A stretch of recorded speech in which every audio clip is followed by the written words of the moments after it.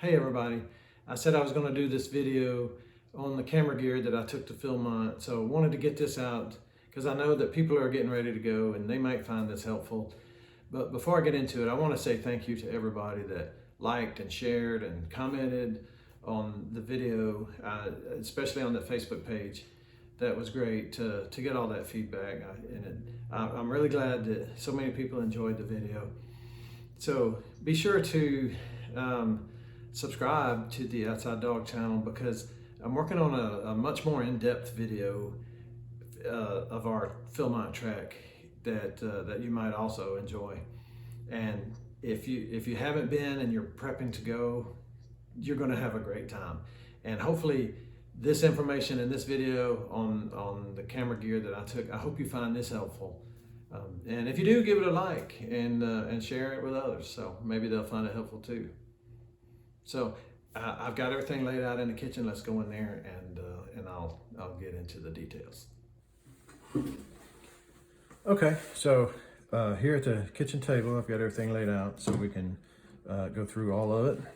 The first thing I want to talk about is this GoPro 7. And the reason I want to talk about it first is because I really didn't carry two GoPros. One of these GoPros was carried by my son, and he was using the 7. But I started using it midweek because the GoPro 10 that I had stopped working. And so he let me carry this for the remainder of the trip. So only one GoPro should be in here, but I'm showing you this because it was also, he got a lot of footage off of this too. So, and I did too. But both GoPros have a polarization filter on them.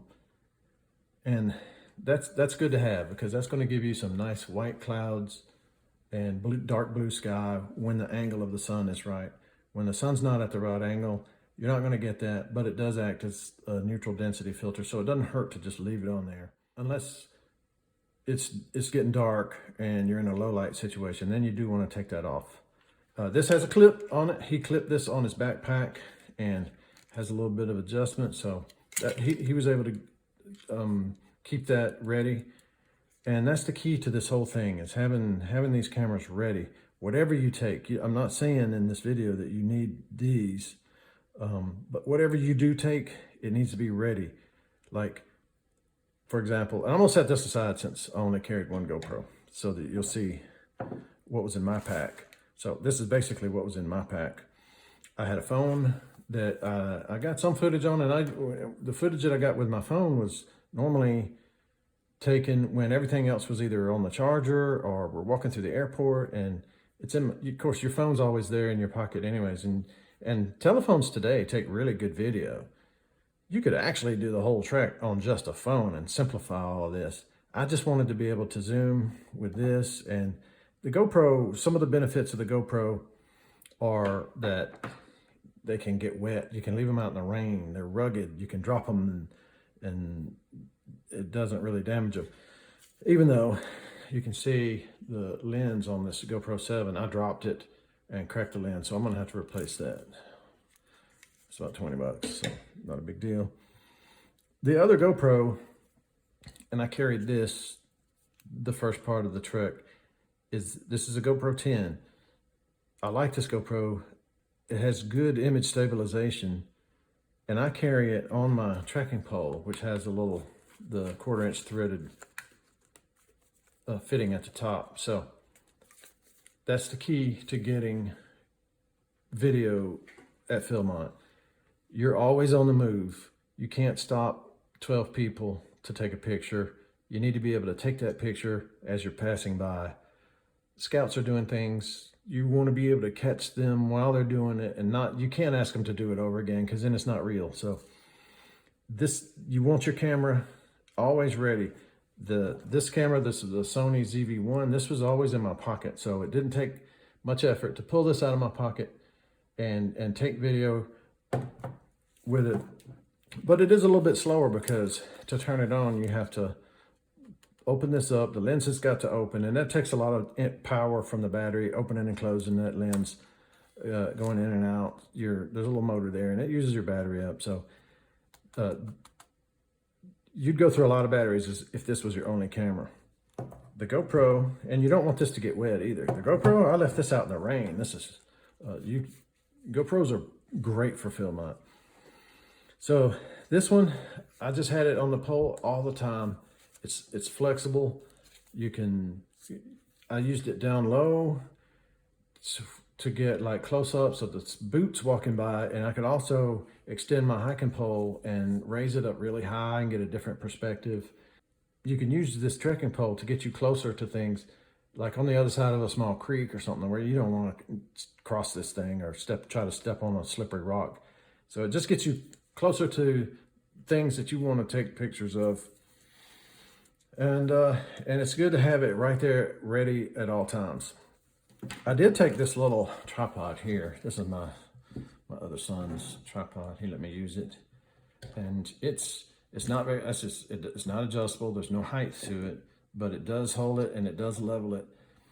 And I used this for a sunrise time lapse that we did. I also used it whenever we were all in the picture together at the summit. We did a group shot. So it was good to have then. It would be great to have a full-size tripod to get some elevation, because I had to put this on a big pile of rocks to get it up high enough for the group shots at those summits. But still, I wouldn't, if I had it to do over again, I wouldn't take a full-size tripod. I would still take something like this, because you just don't want the additional weight. This is really lightweight. The other thing here is this little bag of tricks. There's a bag in here that the polarization filters go in when they're not being used. Lens cleaning cloths were in here. There's the windscreen adhesive things and some spare windscreens that were on that GoPro. These things right here, they cut down on the wind really well. So you want to keep those on there. And this thing stayed on the entire trek. I never had to use my spares. It got wet, it rained on it. I left the thing out in the rain and no issues there. So charging cables, I had spare SD cards, a couple of Ranger bands in there. So just miscellaneous stuff in that bag. Now let me talk about this camera here for a second. This is the one that I had in my pocket. This is a great little camera for backpacking in general. It's not very heavy. I think it weighs about a little over 10 ounces.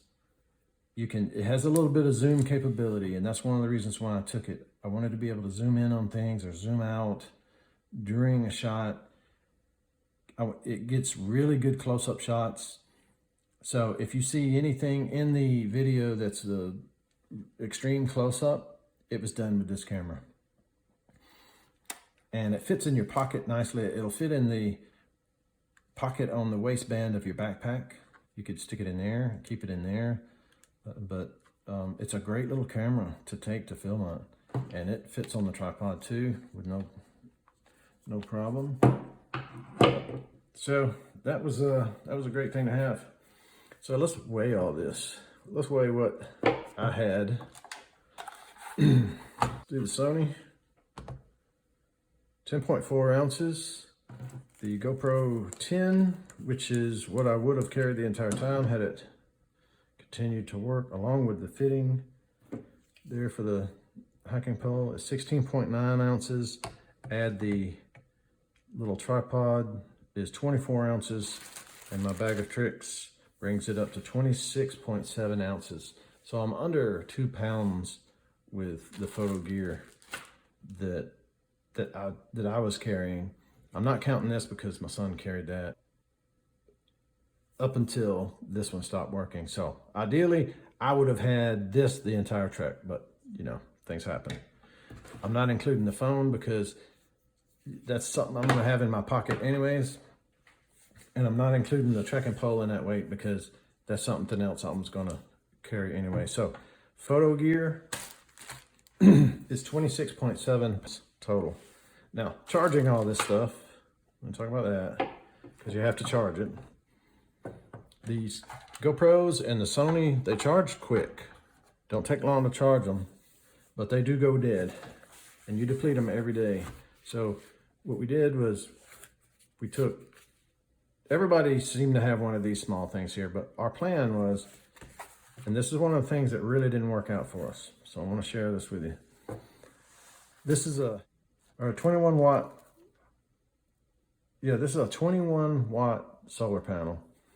And our plan was to use a 30,000 milliamp hour battery pack that one of the scouts had. So we thought, okay, we'll charge that during the day while we're hiking with this on top of the pack, gathering the sunlight. But there was some kind of compatibility issue. It would not charge that big battery pack. And it took us too long to figure that out. So everything was depleted, and then we ran into some cloudy days, then some rainy days, and you're not charging anything during that period. So after that, I started putting this on the charger. 3 hours of sunlight on that solar panel will give you a couple of bars on this battery pack here. And those 2 bars will charge all the cameras here, at least one charge.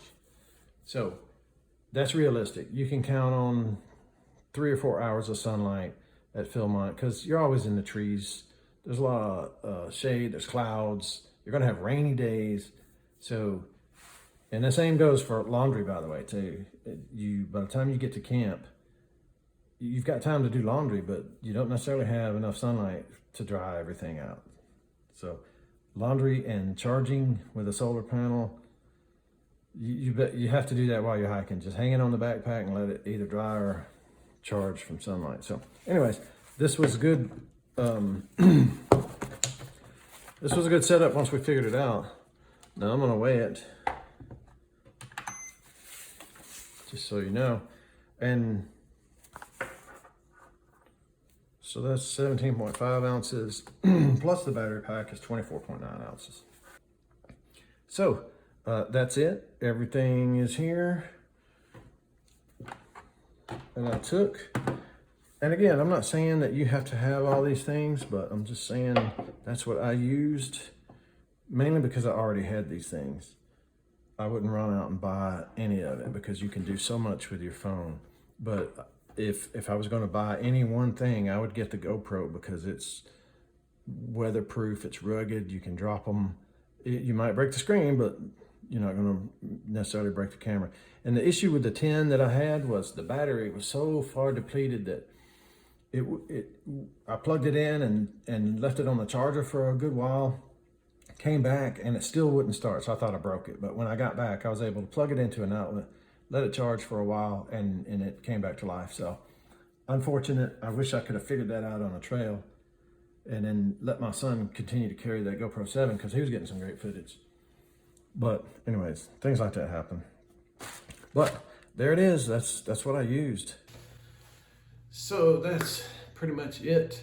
I do want to reiterate one point, and that's no matter what camera gear you take out there, make sure it's ready to shoot because things happen so fast and there's so much that you'll want to capture. The scenery is absolutely beautiful. And so, yeah, again, thanks for watching. Hope you stick around, subscribe, so you can see my future Philmont video. I'm working on that. I called it epic, but we'll see about that. We'll see how epic it is. But yeah, it's gonna be a good one. So thanks again for all the likes and shares and comments, and we'll see you at Philmont.